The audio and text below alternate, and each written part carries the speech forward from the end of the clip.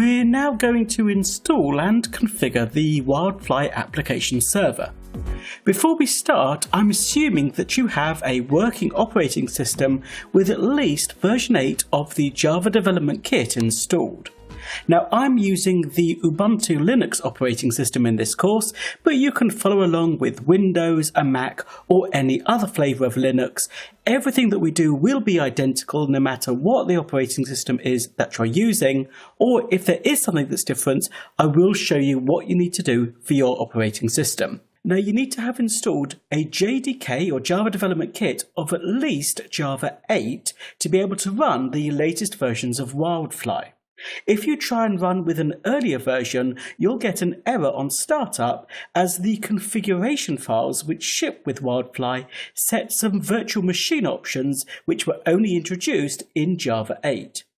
So to check which version of Java you have installed, let's open a terminal window or a command prompt if you're using a Windows machine, and then we'll type in here JavaC --version.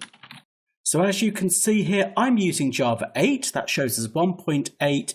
Hopefully you've got something similar in your output.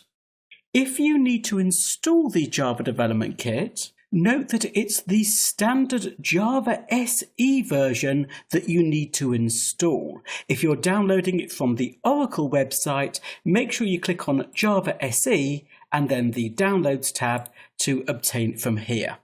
So hopefully you've done that, you've got a version of the Java JDK installed, and the next step then is to download and install the WildFly software. To get it, we need to go to the WildFly website, which is www.wildfly.org, then click on the Downloads link. And at the time of writing this course, the latest version of WildFly is 10.0.0. Now this uses JavaEE 7.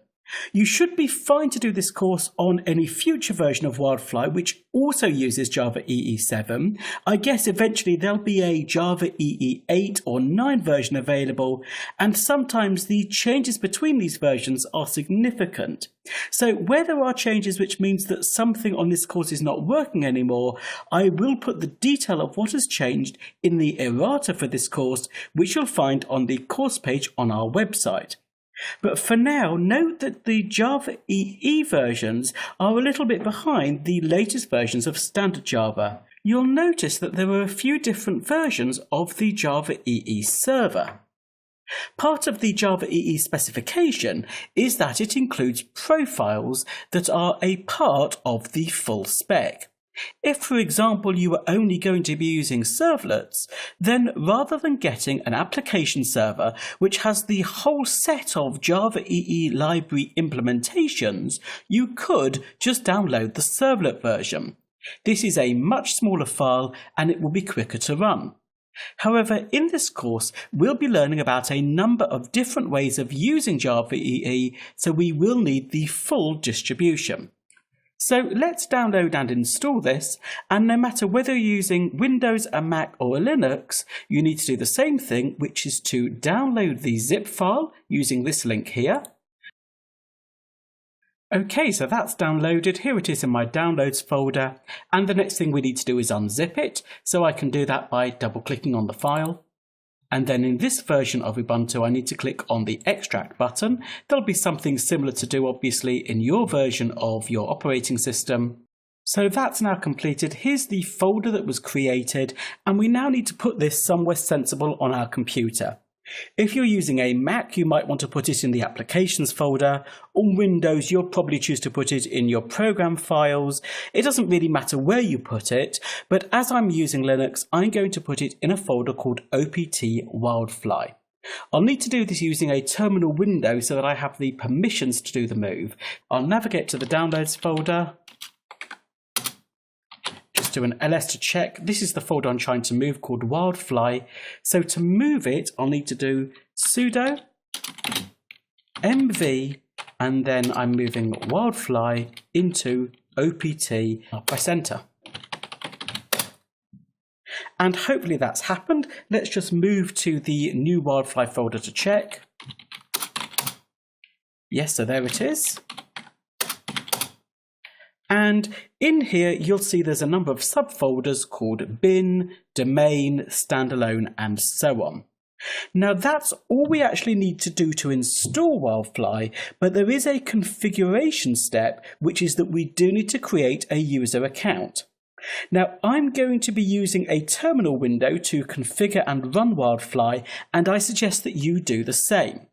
If you're using a Mac or a Linux machine, you'll need to therefore open a terminal window. If you're using a Windows PC, then open up a command prompt. And then navigate to the WildFly folder. So that's where I am now. If you do an ls, or if you're on Windows, you'll need to type in dir. You should see the folders called bin, app client, and so on. We'll need to be in the bin folder. So to do that, we'll do cd bin. And again, I'm going to do an ls to get a list of files in this folder. And to create the user, we need to run the script called add-user. Now, if you're on a Windows computer, you're actually going to be running this version here, which is add-user.bat. So if you're on Windows, type in add-user.bat and press enter. If you're on a Mac or a Linux machine, then you're going to be using this version here, the version that ends in .sh, and to do that, we'll enter a /add-user.sh, and then we'll get the same thing whether it's Windows or not. We want to select a management user, so we can just press enter on this first prompt.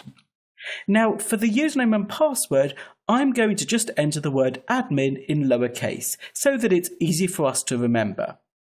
When we get to the password prompt, I just need to put in a yes here to say we do want to use the username admin. And for the password, I'll do the same thing. Now, with the password, we're going to be told that there's a problem that the password should be different from the username. I'm going to be using the word admin as the password in lowercase. We are allowed to do that, even though we're told we really should use a stronger password, but this is absolutely fine for development purposes. So just do the same as me and press yes. Of course, you could put in a different password if you wish. So we'll re-enter the password. Now we don't need to be part of any group, so you can just press enter at this prompt. And then we do want to be in the management realm, so we'll type in the word yes. And then finally, this final question is asking us if we want the user to be an account which can be used to connect together two different application servers. We're not going to be doing that, so we'll enter a no here. And that's it, that's our user created. So we're now ready to start the application server. So we do that by entering the command. If you're on Windows, it's standalone.bat. Type that in and press enter. If you're on Linux or a Mac, it's /standalone.sh. We'll press enter and we'll just wait for that to start up. Okay, that didn't take very long, and hopefully your screen looks like mine and you've got no errors here. Now, I've switched temporarily to a Windows machine because sometimes when you install WildFly on Windows, you do get an error when you try and start it. So I wanted to show you that error in case this has happened to you. When we look at the output to our console, we can see at the bottom here that the word error has appeared, although actually the WildFly service has started. If we go up, we'll see what's gone wrong is up here, and that is that we've not managed to start what's called the HTTP interface service, and the reason for that is that the port that the HTTP interface service uses is already in use. That is port number 9990. Now, the reason why this sometimes happens, particularly on Windows, is that if you're using NVIDIA display drivers, well, they come with a service which checks for updates to the NVIDIA software, and unfortunately that service uses the same port, 9990. So if you are using Windows and you get this message, what you need to do is disable that service from running. Now that's safe to do. All the service does is check for updates. You might want to temporarily stop it, or of course you can always check for updates manually, but just in case you're not familiar with how to do that, I'll do that now. So we'll start by opening up Windows Explorer, and we need to right click on Computer and choose Manage. On this window that appears, we can expand the left-hand side, choose Services, and then we need to scroll down this list till we find the one called NVIDIA Network Service. So here it is here. I'll just make this column a bit bigger so you can see NVIDIA Network Service, and I'm just going to click on Stop to stop the service from running. When my machine reboots, that service will automatically restart, so I don't have to worry about my drivers getting out of date, but at least it means for now that service isn't running, so WildFly should be able to start okay. So having stopped that service, we can go back to our console. We'll need to press Ctrl and C to stop the application running and Y to terminate the batch job, and then we can reissue the command to standalone.bat, and we'll just give this a moment and check that it starts up okay this time. Okay, and it has done. We've got purely infos, there are no errors reported. I'm now going to switch back to my normal machine, and I want to point out at the bottom here, you'll see that not every part of WildFly is actually running just yet. What we can see here is that there are currently 267 of the 553 services that are running. The others are sat there in the background waiting to be started. This isn't anything to worry about. It's a feature of WildFly that allows it to start more quickly. WildFly only starts the services it needs for the applications that have been deployed to the server. As we haven't deployed any yet, there are a lot of services that aren't running, but they'll get started as and when they're needed. So now that our server is up and running, we can look at its management console to check that everything's working. So to do this, go to your browser, and we want to go to the URL of localhost:9990. Now we'll now be prompted for the login, and that's the user that we created a few moments ago. So for me, that was a username of admin and a password of admin. And we'll click on OK. And I'm going to choose to remember that username and password so I don't have to keep editing it every time. And if you can see a screen that looks like this, then well done, you've successfully got WildFly installed and it's running.